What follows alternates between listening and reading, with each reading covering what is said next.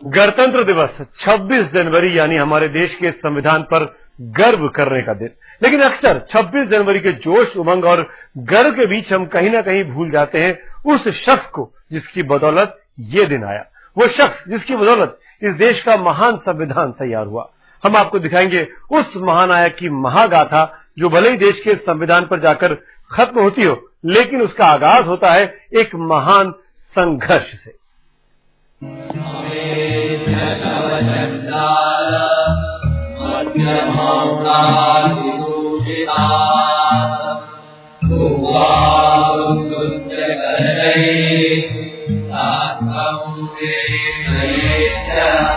हम लोग कोई अमर नहीं हो जाएंगे पानी पीने से उस तालाब का, लेकिन हमारा ये कदम साबित करेगा कि हम लोग भी इंसान हैं। हमें ये सिद्धांत लागू करना है कि हिंदुस्तान में किसी भी व्यक्ति की योग्यता उसके जन्म के अनुसार नहीं, बल्कि उसके गुणों से तय होगी। यहाँ हम हिंदुस्तानी समाज की नई रचना करेंगे, जहाँ ना ही जाति प्रथा होगी और ना ही वर्ग भेद होगा। हमें ये विचार अपनाना होगा कि सभी व्यक्ति समान रूप से पैदा होते हैं और समान रूप से मरते हैं।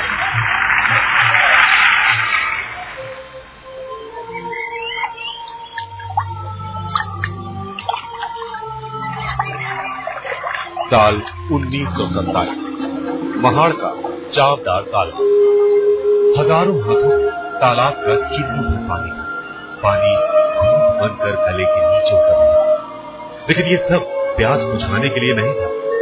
सदियों तक जिन्होंने भेदभाव का कड़वा घूंट पिया था, वो लोग आज इस पानी के एक घूंट से हर कसैले स्वाद को मिटा रहे थे। उस रोज ये चावदार तालाब सचमुच लोगों के लिए गंगा से भी ज्यादा पवित्र हो गया था, जिन्हें अब तक सिर्फ तिरस्कार मिला। और इस गंगा को महाड़ की धरती पर लाने वाला भगीरथ था डॉक्टर भीमराव बाबा साहेब अम्बेडकर।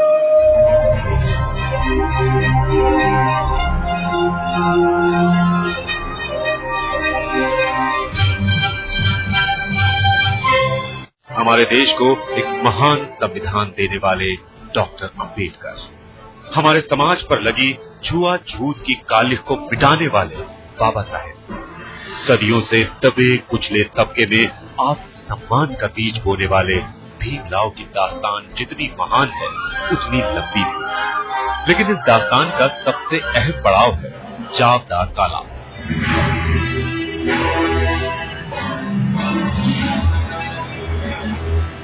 वो 1920 का दौर था। छुआछूत और भेदभाव पूरे चरम पर था, और ऐसी ही एक मिसाल थी ये महाड़ का चावदार तालाब।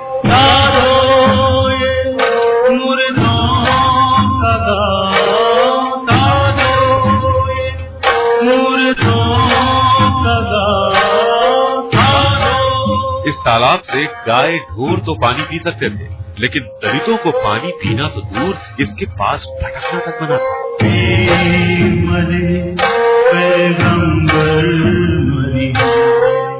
उस पर पानी लेने का अधिकार जो कानून से मिला था, लेकिन जिस पर अमल नहीं होता था, वो उन्होंने अमल करवाया।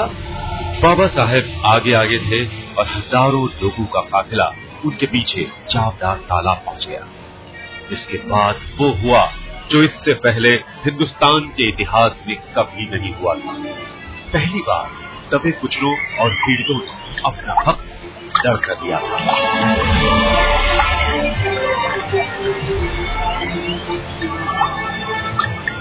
3000 साल का लगभग का भारतीय समाज का जो पिछड़ापन था, इसको दूर करने की एक बहुत बड़ी शुरुआत अम्बेडकर साहब के साथ होती है।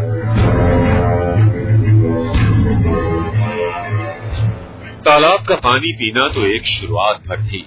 अम्बेडकर एक और नई क्रांति करने वाले थे, और इसके लिए उनका अगला ठिकाना था नासिक का कालाराम मंदिर। यहाँ दलित मंदिर में प्रवेश नहीं कर सकते थे, लेकिन अब अम्बेडकर ने इस कुप्रथा को मिटा देने का फैसला कर लिया था। वो यही कहते थे कि ये मंदिर में प्रवेश करने से हम अमर नहीं होने वाले हैं, हमारे लिए कुछ खास मिलने वाला है, ऐसी भी बात नहीं है। और मंदिर में प्रवेश हम नहीं करेंगे तो हम मरने वाले भी नहीं है। लेकिन मुद्दा ये है कि मंदिर में प्रवेश करना ये मेरा हक है। अम्बेडकर ने मंदिर में प्रवेश के लिए सत्याग्रह शुरू किया। धर्म के ठेकेदारों ने मंदिर के दरवाजे बंद कर दिए, लेकिन जो हार जाए फिर वो भीमराव अम्बेडकर कैसा। लड़कर ही सही बाबा साहेब ने वो हक भी हासिल कर लिया जिससे सदियों से धर्म के नाम पर सताए लोग वंचित। तालाब का पानी पीना हो या मंदिर में प्रवेश, बाबा साहेब का ये संघर्ष आने वाले समय में हिंदुस्तान की तकदीर बदलने वाला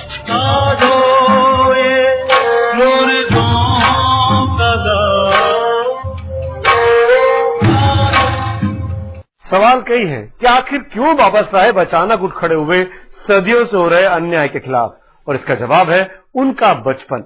वो बचपन जिसपे हर कदम पर भीम को महसूस हुआ कि दुनिया उसे उसके गुणों से नहीं बल्कि उसके जन्म से तौलती है, और इसी बचपन में भीम ने खाई इस समाज को बदल डालने की कसम। एक दिन एक छोटा सा बच्चा नदी किनारे बाल कटवाने के लिए गया, लेकिन बाल काटने वाले ने उसे मना कर दिया। वो भैंस के बाल तो काट सकता था, लेकिन उसके नहीं। यही था छोटे भीमा की जिंदगी का पहला सबक, लेकिन ये तो बस शुरुआत थी। कबीर कहे ये जग अंधा, कबीर कहे ये जग अंधा। वो तारीख थी 14 अप्रैल 1891। मध्य प्रदेश के इंदौर शहर के करीब महू में हुआ भीमा का जन्म। उसके पिता रामजी सकपाल ब्रिटिश फौज में सूबेदार मेजर थे, लिहाजा उन्होंने अपने बच्चों खासकर छोटे भीमा की शिक्षा पर खास जोर दिया। लेकिन जिस समाज में इंसान की परख उसके गुण से नहीं बल्कि उसकी जाति से होती हो, वहाँ भीमा के लिए शिक्षा हासिल करना बेहद मुश्किल था।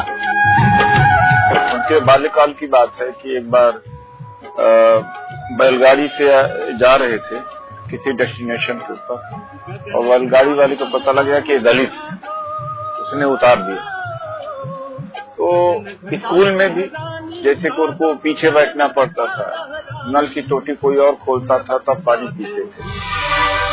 भीमा को कई बार क्लास से बाहर बैठकर पढ़ना पड़ता, कई बार प्यासा रहना पड़ता, यहाँ तक कि उन्हें संस्कृत भी नहीं लेने दी गई, क्योंकि कोई शिक्षक उन्हें देवताओं की भाषा कैसे सिखा सकता था। लेकिन सब ऐसे नहीं थे। भीमा के एक ब्राह्मण शिक्षक महादेव अम्बेडकर उन्हें हमेशा आगे बढ़ने की प्रेरणा देते, यहाँ तक कि एक दिन उन्होंने भीमराव के नाम के आगे सकपाल हटाकर अपना सरनेम अम्बेडकर दे दिया, और यहीं से भीमा का नाम पड़ा भीमराव अम्बेडकर। 1907 में मैट्रिक की परीक्षा पास करने के बाद भीमराव ने मुंबई के एल्फिंस्टोन कॉलेज में दाखिला ले लिया। वो ऐसा करने वाले पहले दलित छात्र थे। 1912 में डिग्री पूरी करने के बाद अम्बेडकर के जीवन में सबसे अहम मोड़ आया। इस बार उनकी मदद के लिए आगे आए बड़ौदा के राजा सयाजी राव तृतीय। बड़ौदा नरेश उनकी मदद के लिए आ गए।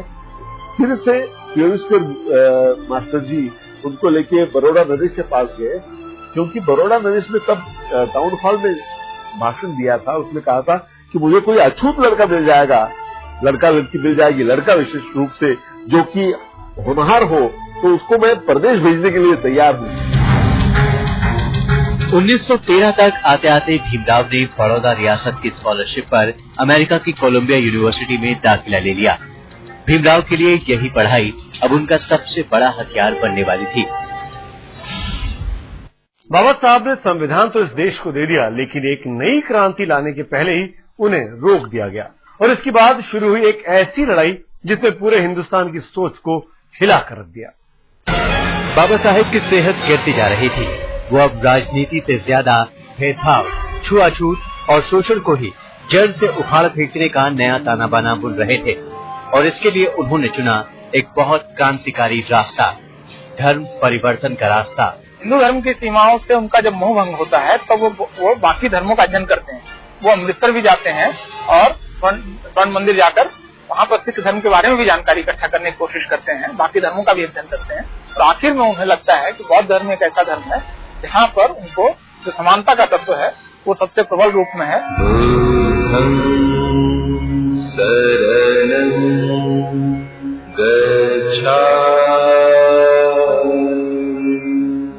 आखिरकार 14 अक्टूबर 1956 का वो दिन भी आ गया जब बाबा साहेब ने बौद्ध धर्म को स्वीकार कर लिया।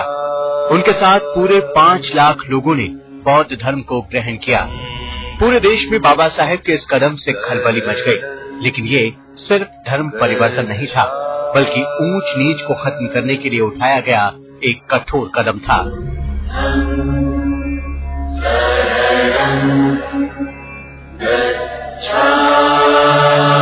अगर हम हर एक आदमी को मानवीय हक देना चाहते हैं तो उसके लिए वो हिंदू धर्म में रह के वो मिलने वाला नहीं है, उसके लिए धर्म छोड़ के बाहर जाना पड़ेगा। डॉक्टर भीमराव अंबेडकर के जीवन का उद्देश्य पूरा हो गया था। 3000 साल से घनघोर नींद में सोए समाज को झकझोर कर उठाने के बाद बाबा साहेब ने 6 दिसंबर 1956 को इस दुनिया को अलविदा कह दिया।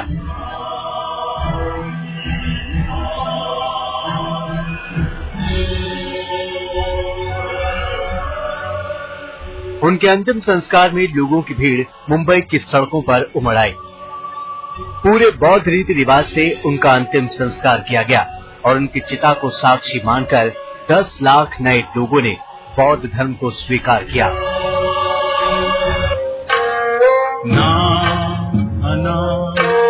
अनंत रहते अनंत रहते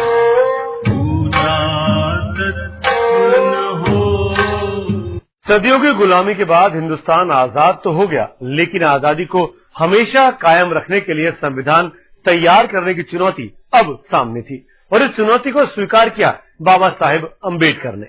मैं यहाँ पर संविधान की अच्छाइयाँ गिनाने नहीं जाऊंगा, क्योंकि मुझे लगता है कि संविधान कितना भी अच्छा क्यों न हो, वो अंततः बुरा साबित होगा अगर उसे इस्तेमाल में लाने वाले लोग बुरे हों। और संविधान कितना भी बुरा क्यों न हो, वो अंततः अच्छा साबित होगा अगर उसे इस्तेमाल में लाने वाले लोग अच्छे। देश को महान संविधान सौंपते समय बाबा साहेब ने यही कहा था और सच ही कहा था, क्योंकि देश को नया, ताकतवर और महान संविधान देने के लिए बाबा साहेब ने दिन रात एक किया था। उन्होंने लोकतंत्र को मजबूत बनाया तो नागरिकों की आजादी का भी पूरा ख्याल रखा। धार्मिक स्वतंत्रता को पुख्ता बनाया तो छुआछूत और भेदभाव जैसी बुराइयों को नष्ट करने के लिए कानून भी बनाए। इतना ही नहीं, सदियों से दबे कुचले लोगों को आगे लाने के लिए आरक्षण की व्यवस्था भी की। तो आप किसी व्यक्ति की कामयाबी या नाकामयाबी इस बात से तौलिए कि वो समाज उनको कहाँ पर रखता है। भारतीय दलित या भारतीय वंचित और पिछड़े वर्ग के लोग अगर आज अम्बेडकर को अपने सिर पर बैठाते हैं तो आप इस बात को समझ सकते हैं इन सारे लोगों की बेहतरी के लिए, भलाई के लिए उन्होंने कितना बड़ा काम किया। और ये बड़ा काम सिर्फ दलितों और पिछड़ों के लिए नहीं, बाबा साहेब ने सिर्फ दलितों का ही नहीं बल्कि हर गरीब हिंदुस्तानी का संविधान में ख्याल रखा।